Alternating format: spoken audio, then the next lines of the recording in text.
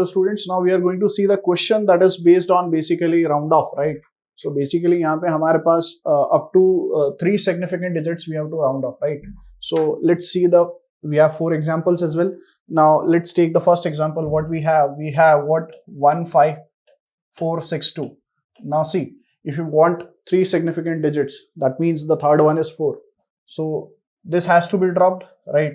Now if this number is greater than 5, so for that case we have to increase the previous number by 1, and so we'll have 155, and the number which we are dropping, so basically that has to become 0, and the digits after that as well 0. So we have the answer to this as 15500, and definitely it has 3 significant digits because those zeros are not counted as significant, right?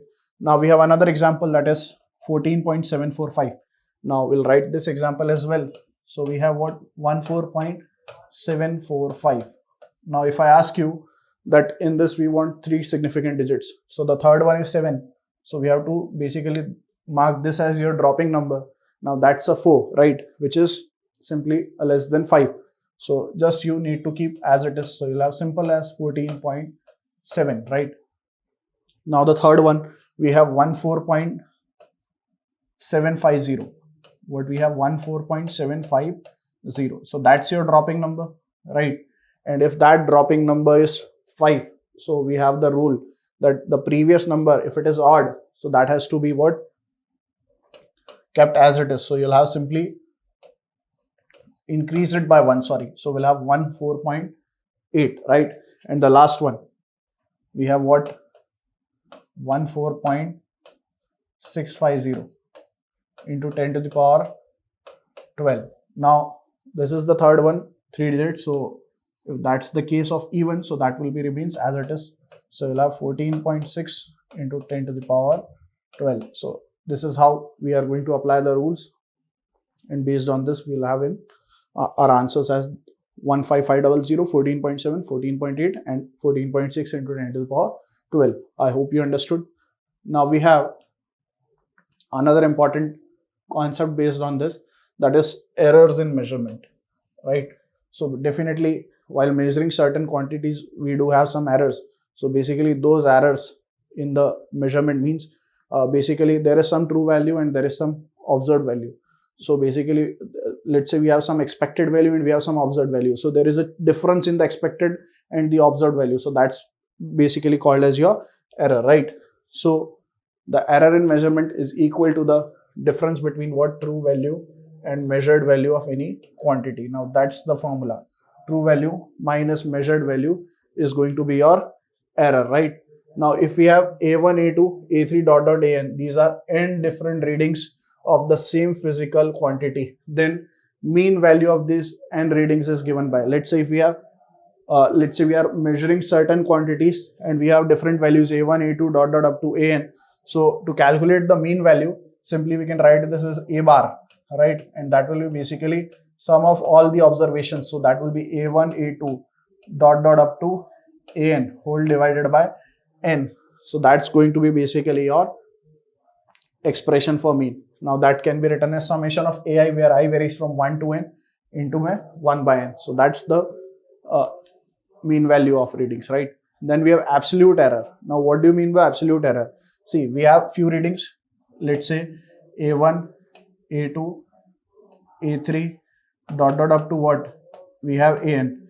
Now we have to subtract individual observations by the mean value. So basically what we are calculating A1 minus A bar, that's your mean, right? And then you have absolute value, so that has to be taken as under the mod, right? Because हो सकता है कि जो हमारा mean है वो let's say अगर जो भी हमारी क्वांटिटीज हैं ऑब्जर्वेशन से, तो हो सकता है मीन हमारी किसी इंडिविजुअल वैल्यू से ज्यादा होगा और किसी से कम होगा. सो हम लोग ये चाहते हैं कि वो जो डिफरेंस है वो हमेशा पॉजिटिव रहे. So that's why we are taking absolute value, right. Then we have a2 minus a bar, right. Then we have what, a3 minus a bar dot dot dot up to what, an minus a bar. So that's basically your absolute error, right. So what does the definition says? The difference between the mean value of physical quantity and individual measured values of the physical quantity is termed as your absolute error, right. So that's the way of representing. That is a mean minus an or an minus a mean. We'll take it this under mod, right? Then we have mean or final absolute error. So for this, what we are supposed to do, the mean or final absolute error of this absolute error is taken as in consideration to be the final absolute error in the measurement of physical quantities, and mean absolute error means whatever we have calculated the absolute error of that we have to take the mean, right? So basically we are going to take delta a1 plus delta a2 dot dot up to delta n, and we are taking modulus, right?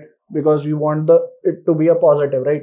And we'll take its average, that is its mean. So delta a1 modulus plus delta a2 modulus plus delta a3 modulus up to dot dot up to delta n modulus whole divided by n. So that's the formula for mean absolute error. I hope you understood. Now we have relative error. Now that's an important thing. Relative means when you are relating. So we have the formula for this. That relative error is basically delta a mean, means whatever is the mean absolute error will divide it by a mean. So that's your relative, right? So the ratio of mean absolute error to the mean value of physical quantity is termed as relative error. Now that's the formula, delta a mean upon a mean. Delta a mean we have represented earlier, that 1 by n summation of I varies from 1 to n modulus of delta ai, and whole divided by summation I varies from 1 to n some ai whole divided by 1 by n. So that's your basically formula for what? Relative error. Then what do we have? We have fractional and percentage error. So basically whatever is the relative error, you have to simply multiply it by 100.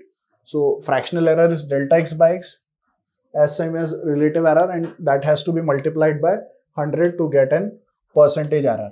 So fractional error is delta x by x and percentage error is going to be delta x by x into 100, right? Now we have percentage error in experimental measurement is basically experimental value, means there is some experimental value, we have to subtract it from standard value, right? And whole divided by standard value. So that gives you the percentage error in an experimental measurement. Now we have propagation of error while we are adding and subtracting two physical quantities, right? So what does it mean? Let's say if we have the quantity x and which has an error of plus minus delta x, right? And let's say we have another quantity y which has an error of plus minus delta y, right? So we are basically adding these two quantities. That means we are adding x and y. So let's say x plus y is certain quantity z, right? So if we are adding these two, definitely their errors also going to be added, right? So we have what? Let's say after adding these two, if x has an error of plus minus delta x, right? Y has an error of what? Plus minus delta y. So z will also have an error of what? Plus minus delta z, right? So from here we can write simply z plus minus delta z equals to, we'll collect the terms, so we'll have x plus y and plus minus of what? Delta x plus minus of delta y. So we'll have the error as delta z is equals to delta x plus delta y. So simply those error also has to be got added, because this x plus y is z, so this z and z will get cancelled out, right? So you can simply cancel them and you have this. So in addition also, when we are talking, so the error is going to propagate. Propagate means you are adding two quantities and each quantity has some error. So definitely they'll propagate. They'll propagate means when you are adding them, so their errors will also be added, right? So you have the relation of this. Now why plus minus sign is there? Because we have considered that it is both are of positive nature. If both are of negative, so obviously minus minus is going to become plus, but the errors will have a negative sign of it, right, to the resultant, right? So these are the two cases. For x plus y, we'll have delta x plus delta y, and for same is this formula is applicable for subtraction as well, right? So you can see for the subtraction case as well. Let's say we want to subtract two quantities x and y, right? Now if x has an error of plus minus delta x, let's say if x has an error of plus minus delta x and y has an error of what? Plus minus delta y. So definitely z will have an error of what? Plus minus delta z. So from here we'll have z plus minus of what? Delta z is equals to x minus y plus minus of delta x minus plus of what? Delta y. So this x minus y and this z is going to get cancelled out. So as simple as that, you have delta z is equals to, you can take plus minus or minus plus common. So you'll have simply delta x plus delta y. Now for the subtraction or for the addition, errors are simply going to add, right? And if both are of negative, means if the error in x is minus of delta x and if error in y is minus of delta y, we are going to take negative sign. And if both are positive, so we are going to take positive sign. Fine. But error has to be always added, right? So that's an important concept. Now we have question based on this. Now what does the question says? We have the question and we are given the lengths of the two rods recorded as what? 25.2 plus minus 0.1 and 16.8 plus minus 0.1, and we have to find the sum of lengths, right? So we know that delta L is equals to delta L1 plus delta L2, and we'll have what? Plus minus sign outside it as per the formula. So we'll add 0.1 and 0.1. So that is going to be what? 0.2, right? But if we add the original lengths of the two rod, that is 16.8 and 25.2. So you'll have what? When you add them, you'll have, I guess, 42, right? So the new length will be basically 25.8, right? No, it's 25.2, right? So we have 25.2 and 16.8. So we have 25.2 plus of 16.8 and plus minus of what? Plus minus of we have 0.2. So we are going to have this as your, when you add them, you'll have 42, right? So we'll have 42 plus minus of what? 0.2, and the unit is going to be what? Centimeter. So this is how we are going to solve the question based on error on addition, right? Let's move further. So we have another important question, and what does that? We have the topic that is your multiplication and division, right? So in case of multiplication and division, what we are going to do, right? So for multiplication and division, if we see that if there are quantities x, y and z respectively, and y is having an error of plus minus delta x, plus minus delta y and plus minus delta z, means you have an error of plus minus delta x, plus minus delta y and plus minus delta z in the three quantities, right? So basically the error in the quantity is defined as using this formula. Now that's an important, what's the rule behind this is, you can just learn this because its derivation is not that much important, right?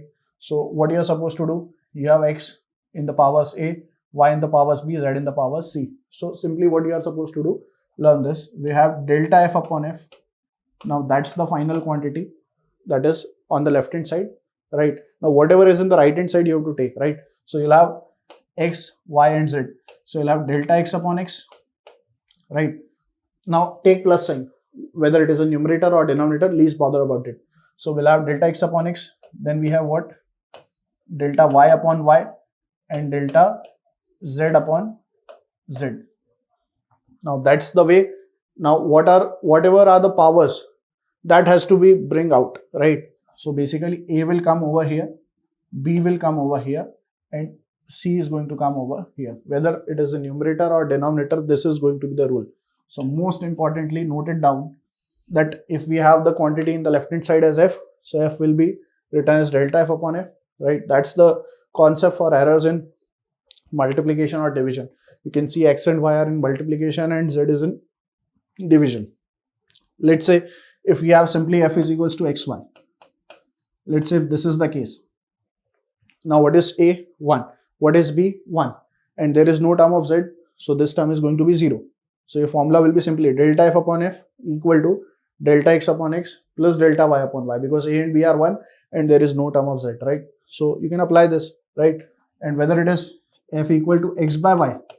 So as I said, please bother about it whether it is in numerator or denominator. So in that case also delta f upon f will be equals to delta x upon x plus delta y upon y, right? So that's an important, you can note it down, right? So as it is written over here, do remember that these values are going to be always positive. That means if, let's say, if c is in the denominator, let's say if with the power minus 2 or with the power plus 2, so no, we'll not take the sign, we'll take simply the number, right? So that is modulus. So we have fractional errors as well. Now we have given that by plus minus delta f. So we have certain important points based on this. And what are those? That when the two quantities are added or subtracted, the absolute error in the final, that means we have, just a moment, yeah. So basically we have what? When the two quantities added or subtracted, then the absolute error in the find is the sum of the absolute error in the quantities. That's we have seen. The delta z is equals to delta x plus delta y with plus minus, right? Now for the two quantities multiply and divide, the fractional error is the result of the sum of the fractional error and the quantities. Means in that case, why we are saying fractional error? Because we have understood fractional error is delta x by x, delta y by y. So in that case, we take the sum of fractional error, right? When there is a multiplication or division. Now when we have something in powers, let's say we are calculating for this x to the power n. So fractional error of x is what? Delta x upon x, and we have to multiply that by number. So we'll multiply it by n. So we'll have plus minus of n delta x upon x, right?